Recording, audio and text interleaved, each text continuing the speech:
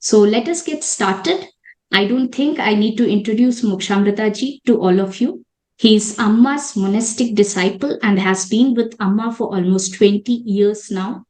He loves to disseminate the wisdom of Amma's teaching and Indian scriptures such as Bhagavad Gita and Upanishads.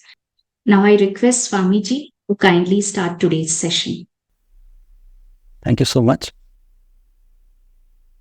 At the very outset of this today's online retreat, let me first of all thank all of you for joining today. And I hope and pray that these 3 days of our retreat will be very, very beneficial for you and will attract a lot of grace from the Divine Mother. As all of you know, Navaratri, the 9 days of the worship of Divine Mother have started. So today I thought I will go a little bit into the historical aspect, the history behind the worship of Divine Mother, how it started and its perspective from the global side as well as from Indian subcontinent. Let me start with the Sanatana Dharma landscape, first of all. See, we know in Sanatana Dharma we have so many festivals. Just a few months back we had Janmashtami, Lord Krishna's birthday. And then we also have Ganesh Chaturthi. We have Ram Navami and Navaratri, of course. So in Sanatana Dharma, God has been seen in various forms, as a male, as a female, as a human being, as an animal, in many, many forms. Even as a child, even as a half lion, even as an elephant-headed Ganesha or Vanara Hanumanji.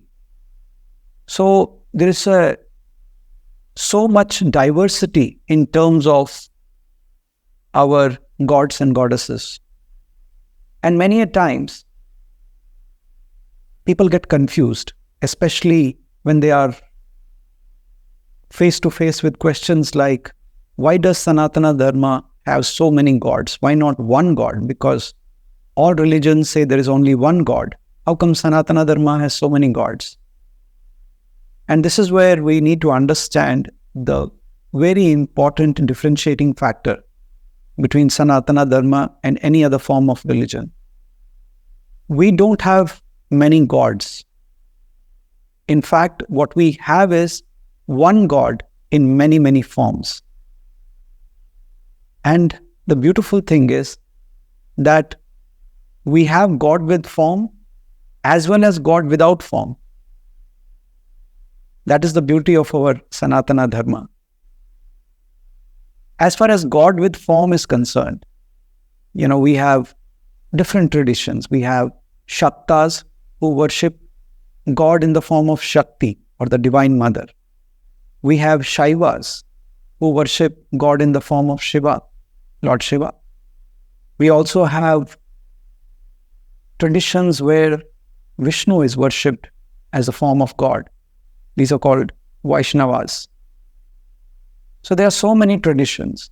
So one thing, when we look at Sanatana Dharma, we must never feel confused in terms of what we are talking about. We are not talking about different gods. We are talking about one God in various forms.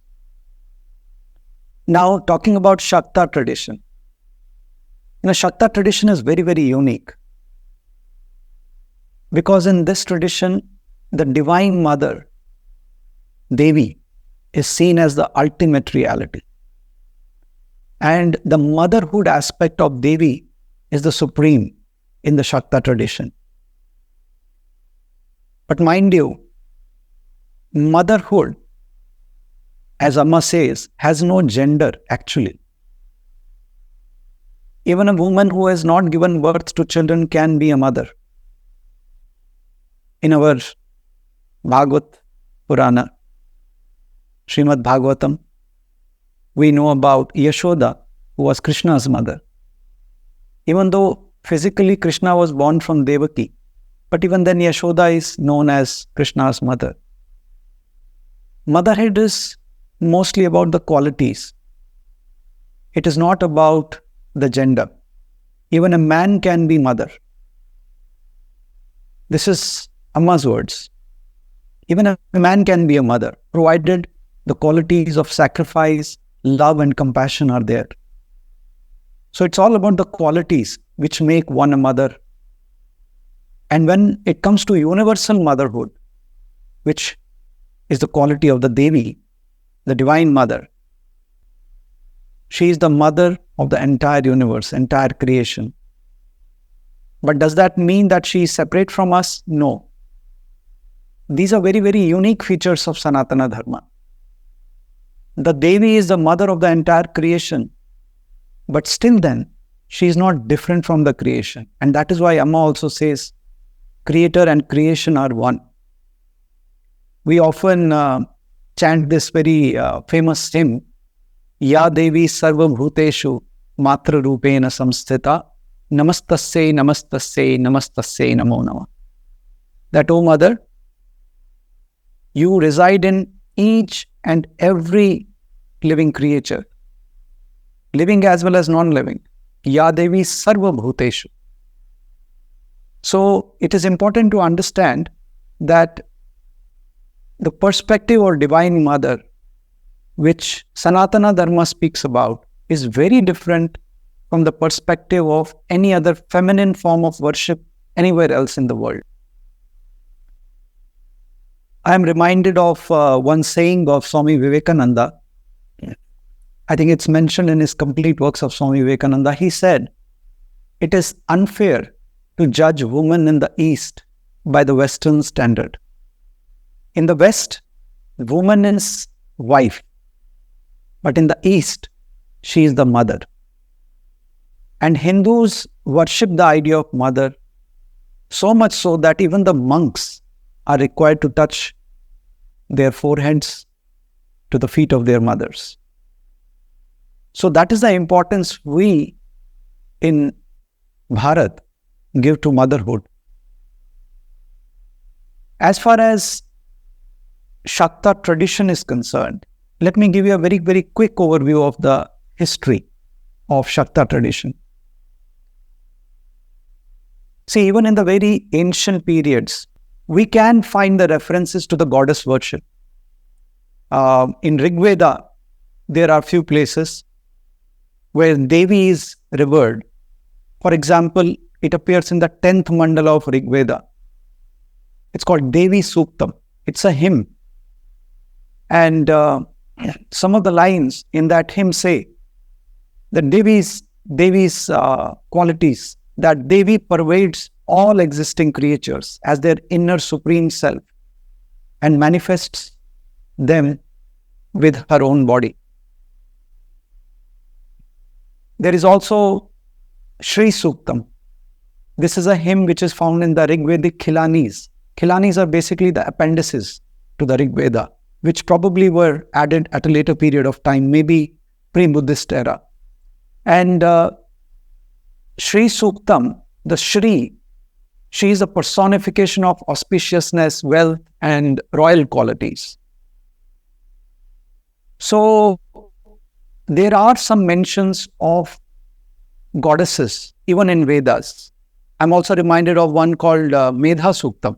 Medha Suktam is another hymn which is addressed to the goddess of wisdom, Medha, which probably got later connected to Saraswati.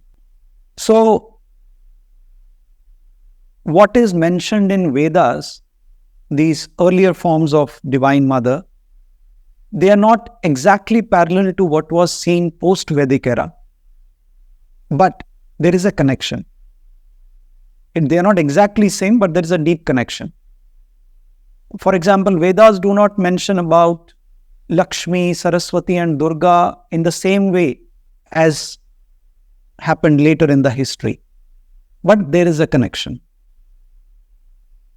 And this concept of Divine Mother as got modified later, it tried to encompass the philosophy of the Vedic period with the divine mother worship, which existed even before. So it tried to combine both.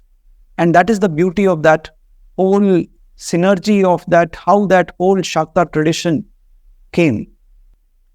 Also in the Vedas, I remember there are some mentions of Devi called Ushas, who is the Vedic goddess of dawn.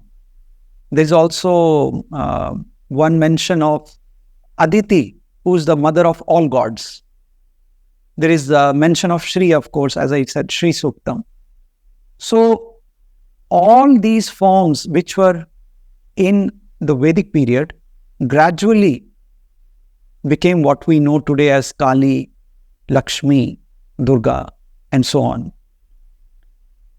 And then came the Puranic era. As all of you know, Puranas are also sacred texts in the Sanatana Dharma. And they are mostly in the story form. But they have very, very deep esoteric meanings. Very, very deep meanings. And we'll look at some of them tomorrow. If we again look at history, I think approximately 600 CE onwards, the Agamas, Agamic texts, they are called Agamas, they started coming into picture. In fact, some historians consider that Agamas were almost parallel to Vedas. And these Agamic texts, they focused on temple construction, they focused on rituals, they focused on iconography, all these things. And in this Agamic tradition, Shakta Agamas, which dealt with the goddesses, the Devi, they were called Shakta Agamas. Many of them we have lost because of onslaught of Britishers and Mughals. But there are some known ones, like, for example, Kamika Agama, Yogini Tantra, and so on. And the emergence of these tantric practices also happened around this era, the 600 CE onwards. And the tantric texts which form the basis of the tantra tradition, they also started coming into the picture. For example, Kularnava Tantra, Rudra Yamalda Tantra, Kali Tantra, and so on. And then, as we go further in the historical timeline, when you reach the medieval period, let's say about 500 to 1500 CE, we see development of other Shakta texts and scriptures, which are more in a Puranic form. For example, Devi Mahatmya. Devi Mahatmya is a very, very well-known and very important sacred scripture of the Shakta tradition. Devi Mahatmya is also known as Durga Saptashati. It's also known as Chandi Path. So there are 2-3 different names, but they all refer to the same thing. Devi Mahatmya is same as Durga Saptashati, is same as Chandi Path. And some historians believe that these texts were the first major attempt to unify the Vedic philosophy with the pre-Vedic traditions of the goddess worship. And we will go into some details of the Devi Mahatmya tomorrow, because it's a very, very important sacred scripture, full of so many deep insights into our own self and how the life of sadhak or the seeker, what challenges one faces and how one can overcome those challenges with the grace of Divine Mother. So we will look into that tomorrow. Now, around this, in the historical timeline, around 7th to 17th century CE, we can also see the uprise of the Bhakti tradition. Now, this Bhakti movement, which flourished in this time period, 7th to 17th century, there also a lot of these personal forms of gods and goddesses came into being. And Divine Mother was glorified in various forms during this Bhakti movement. And then further, if we go into the history, the post-medieval period, which is about 1500 CE onwards, this same traditions, the worship of the goddesses continued with the various regional variations from state to state, place to place. And these Shakta practices became part of the mainstream Hinduism. Earlier, they were slightly separate, but then in this post-medieval period, they became the part of the mainstream Hinduism. Now, it's also very interesting to note one more thing. One very important school of philosophy in Sanatana Dharma is Advaita Vedanta, the school of non-dualism of Shankaracharya. There are some striking similarities as well as differences between Shakta tradition and Advaita Vedanta. So there are some Shakta schools. Shakta also has variations. So there are some schools which embrace the philosophy of non-dualism. So for those Shakta traditions, goddess is the ultimate reality. It is seen as the reality which represents unmanifested, formless, and the non-dual aspect of existence. And it also is in the various manifestations. It's transcendent but immanent. And it is believed that Shakti is both the material cause as well as the efficient cause of the universe. A very interesting difference is that both traditions talk about Maya, the illusion, the illusory power of God. Now, in Advaita Vedanta, the emphasis is on transcending the Maya to realize Brahman. But in Shakta traditions, the Maya is considered as Devi herself. She is the Mahamaya. She is both the Maya as well as the power that can help you transcend Maya. She is the creative power of this universe. And when we understand that creative power by devotion, by surrender, the grace of Divine Mother leads to liberation. In Advaita Vedanta, when they speak about Maya, they don't define Maya because Maya is anirvachaniyam. You cannot speak about it. It is an illusion. It's like a magic. That's all you can say. You cannot speak about it. Whereas in Shakta traditions, Maya is seen as the Divine Mother. You sing the glory of Maya. You sing the glory of Divine Mother. You establish a relationship with it. The relationship of a child with her mother. And you seek her grace to transcend Maya. That is a slight difference there. I must also tell you, it is not that the Divine Mother is worshipped only in our culture, in the land of Bharat. There are many other ancient traditions also where there is a feminine worship of goddess. For example, in ancient Mesopotamia, I think around 3500 BCE to roughly about 500 BCE, we see that they used to worship goddesses like Ishtar, Inanna. And these were the goddesses who were symbols of love, fertility, power, etc. And in ancient Egypt, I think it was about 3000 BC, 3100 BC or something like that, they used to worship goddesses like Isis, Hathor, Sekhmet. And these goddesses were the protectors, healers, kind of divine healers. Then in the ancient Greece, if we see around 800 BC to 150 BC, there is reference of goddesses like Athena, Aphrodite, and so on. They are the goddesses of agriculture, wisdom, love, and so on. Then we have in ancient Rome, there is mention of goddesses like Cybele, also called Magna Mater. So there are many other traditions also who had feminine sort of worship. But one very, very important difference between that and the Shakta tradition of Bharat is that in all other traditions around the world, the goddesses were seen as a female. There was a gender associated to it. And not just that, these goddesses were the goddesses of certain areas, like, for example, wisdom, love, and so on. And that was the end of it. That was the concept of the goddesses in many other traditions. But in Sanatana Dharma, Devi was, first of all, not limited to a female. Devi was both female and beyond female also, because all genders were created by Devi, so she cannot be limited to being a female.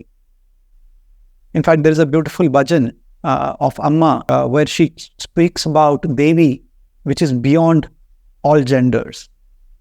So the Devi of Sanatana Dharma, the Mahamaya, she is the one which created this whole world of dualities. And gender is also a duality. You have a male, you have a female. But Mother, the Divine Mother, transcends both. So the unique aspect of goddess worship in other cultures and in India, in Bharat, in Hindu Dharma, in Sanatana Dharma is that in Sanatana Dharma, the goddess is not limited to certain qualities only. When we speak about Saraswati as the goddess of wisdom, we speak about Lakshmi as the goddess of wealth. These are not two different goddesses. They are the aspects of the same Divine Mother. And Divine Mother is the mother of the entire universe. So see the highest pedestal that is given to the Divine Mother. That is the uniqueness. Unlike the goddesses in other traditions, other cultures, who are only seen as subordinates to other gods. In Sanatana Dharma, Divine Mother is the ultimate.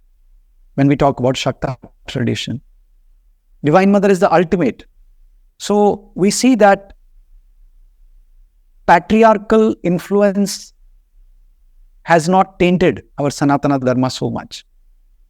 If we look at other religions, especially the Abrahamic or the Semitic religions around the world, there is a lot of patriarchal influence. And that is why God is mostly a male. Even if there are some goddess forms, they are mostly in a subordinate form. They are not really as the ultimate reality of this universe. However, in the Sanatana Dharma, it is not so. So that is the most important difference. If this Divine Mother worship spreads in the world, it can do a lot of good to the world, because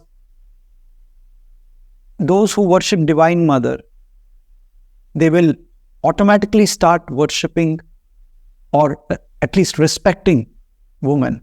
They will not look at women as only a means of pleasure.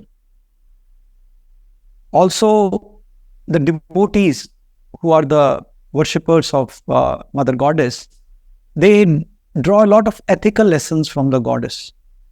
So that can promote moral behavior and kindness in the society. It can also help empowerment of women. It can also help bring together family values. Because when you talk about motherhood, you talk about caregiving, you talk about familial bonds. Some researchers even say that it can help reduce the divorce rates.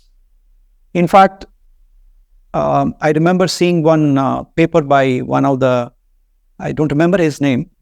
The conclusion that he drew was that because the Shakta tradition has declined in certain parts of India, that is why we see the divorce rates are increasing. The worship of Divine Mother can help in gaining that social harmony. And I remember Amma has also emphasized a lot on the worship of Divine Mother. And definitely I also feel that it is of great benefit to the society if more and more people take to the worship of the Divine Mother. And it's not that it will go against their established beliefs. Anybody and everybody can worship Divine Mother. It's such a beautiful concept.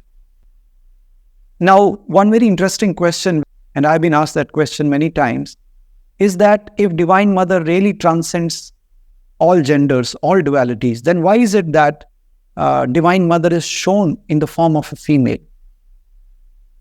The answer is that our rishis, they envisioned Devi, and the sankalpa of the Devi they gave was in the form of a woman, because generally speaking, when we look around in the world, generally speaking, the qualities of sacrifice, compassion, love, and so on are seen quite naturally in a mother. We see mothers in the form of a female. We have never seen a male as a mother.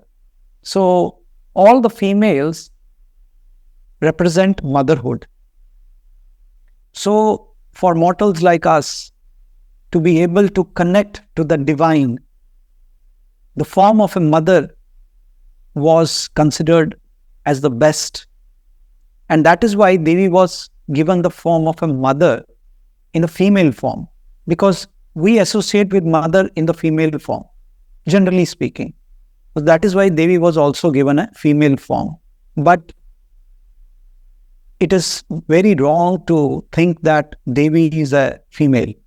Devi is beyond both. I know there are many people who advocate Devi worship or Divine Mother worship, saying that it will help in the empowerment of women. It will, but let's not reduce the scope of the Divine Mother's worship. I think it's better to see beyond gender. The mother is beyond the genders. Now, coming to the important texts in Shakta tradition, as I told you earlier, in the historical timeline, when this Puranic form of texts came, such as Devi Mahatmya, they became the most important scriptures of the Shakta tradition as we see today. So Devi Mahatmya, which is also the Durga Saptashati or the Chandi Path, is definitely one of them. Then there is Devi Bhagavad Puran. Then there is Kalika Puran. And there is also Shakta Upanishad. So these are some of the texts which are very, very prominent. And of course, then there are other texts like Lalita Sahasranam. It's a chant which many people do, especially in our own ashram, in Amritapuri, and in all ashrams, all devotees of Amma, they do Lalita Sahasranam. And Amma says that Lalita Sahasranam, the 1008 names of the Divine Mother, whosoever chants these divine names, they not only get worldly prosperity, but they also advance spiritually. Both bhautik as well as adhyatmic unnati, progress is there. These are the words of Amma. So one of the most important parts of our spiritual practice, sadhana, in Amma's ashram, all of Amma's monastic disciples, sannyasis, brahmacharis, brahmacharinis, sannyasinis, and even the devotees, we all chant Lalita Sahasranama. Then we also have a beautiful piece of text, very, very eloquent, picturesque, beautiful text called Saundarya Lahari.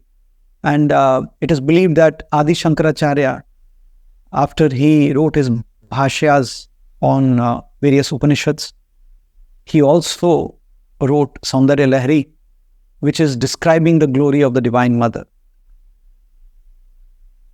We also have Shri Yantra. It's more of a symbol which represents the flow of energy in the universe. It's kind of a mystical diagram and used mostly in Sri Vidya school of Hinduism. You must have seen it. It's like 9 interlocking triangles which surround and radiate from a central bindu. So there are 4 upward triangles and there are 5 downward triangles. The 4 upward triangles represent Shiva and 5 downward triangles represent Shakti. So it's called Shri Yantra. And many people, the Sri Vidya Upasaks, those who worship Sri Vidya, they use this symbol, this mystical diagram. And the idea is to connect to Mother Goddess. Kashmir Shaivism also has an aspect of Shakta tradition. There was one very revered saint in Kashmir, Swami Lakshmanju, who was considered to be an authority on Kashmir Shaivism. And being myself from Kashmir, I had a good fortune of seeing him in person. He called me near him and I sat on his lap for some time. I have very faint memories. I was very, very young at that time. So, in one of his books, I remember, called Shiva Sutras, he talks about different kind of upayas. Upayas are basically means to become one with that ultimate divinity, to realize our Shivahood, that I am Shiva. Shivoham, Shivoham. So the means, there are 4 different means which are spoken about in Kashmir Shaivism. There is a Shambhava Upaya, the Upaya of Shiva. Then there is Shaktopaya, the Upaya of Shakti. And then there is Anavopaya, the Upaya which is an inferior kind of a Upaya. So these 3 Upayas are there. And then there is one more which is beyond all Upayas, all means, which is called Anupaya. We won't go into the details, but I just wanted to emphasize on this Shaktopaya. Shaktopaya, these are set of techniques or practices which are prescribed for a sadhak or a seeker to realize his or her true nature. Because it is not possible for everybody to directly pursue Shambhavopaya.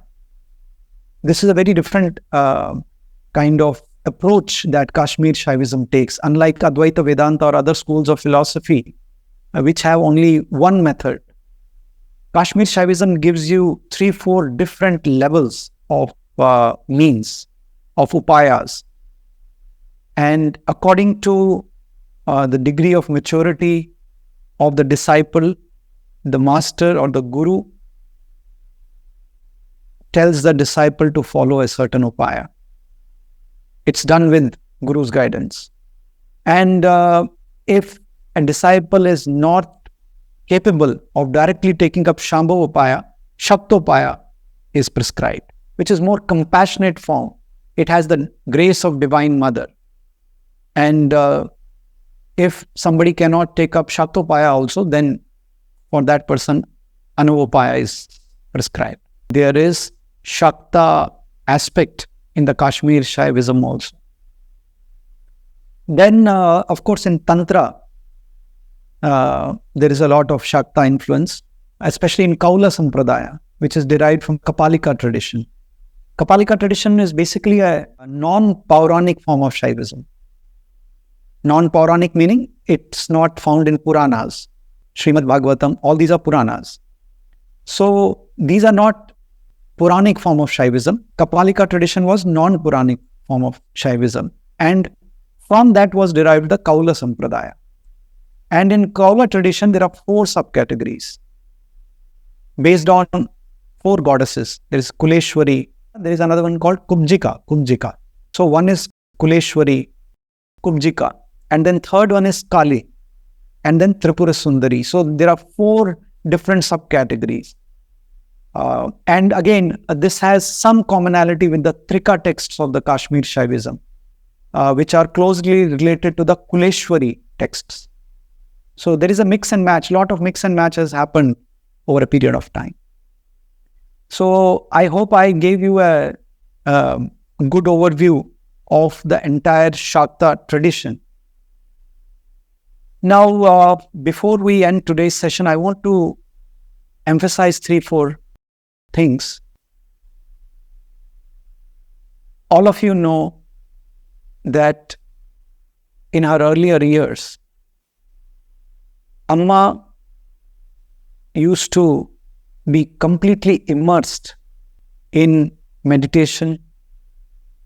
She used to cry for hours and hours, whether she was in her house or whether she was on the ocean beach by the seashore. The tears of devotion used to fall from her cheeks for hours altogether, wanting to get a glimpse of Divine Mother. Of course, we all know that Mahatmas like Amma, who are the avatars themselves, the divine incarnations, they do all this as a leela, so that we can learn from that. Anandavidi. Anandavidi is one of the beautiful composition, a bhajan, which Amma herself wrote. Anandavidi. If there is time tomorrow, I will try to show you a very, very old video of Amma and where she's singing the Anandavidi. And Amma says in that beautiful bhajan, Anandavidi, how was her experience of the realization of the Universal Mother? Amma says that when she envisioned Devi with her bright, gentle hands, the Divine Mother, the Devi, caressed my head. And with the bowed head, I told Mother that my life was dedicated to her. And from that day, I could not see differently. I remembered that everything is my own Atma. I started to see everyone as my own. And having merged in the Goddess of all, I went forward, renouncing all pleasures. This is very, very beautifully, I mean, there are many other paragraphs, I don't remember all of them. But what I just now told you, these are some of the very, very touching lines of that Anandavidi bhajan. In fact, that sound, that voice itself, when you hear, it's so soul-stirring, so deep, that you can actually feel that devotion with which Mother is calling out to the Divine Mother. The reason I mentioned that is, in Sanatana Dharma, it is said that Brahmavid Brahmaiva Bhavati. The knower of truth, the knower of Brahman becomes Brahman. Similarly, when one knows Devi, or when one knows God, one becomes God. Because Sanatana Dharma's concept of God is not someone sitting up in the clouds. The Creator has become the creation. It's just a matter of realization, realizing that truth, and then you become one with that supreme reality. It's about the qualities, the compassion, the love, the sacrifice. And that's why Amma says in that Anandavidi, I renounced all pleasures.